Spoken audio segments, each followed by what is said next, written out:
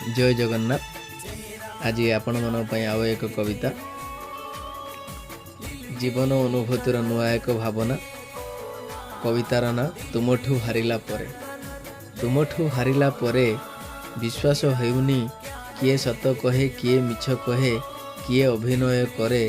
तुमठू हारिला परे तुमठू हारिला परे रक्तरे लेखिछि मो प्रेम कहानी भिजिछि केते जे मो आखि लुहरे।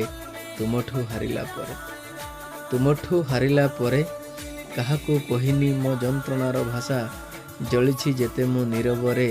तुमठू हारिला परे तुमठू हारिला परे मन हृदय मो बଳି नाई आउ पड़िबाकू पुणी काहा प्रेमरे।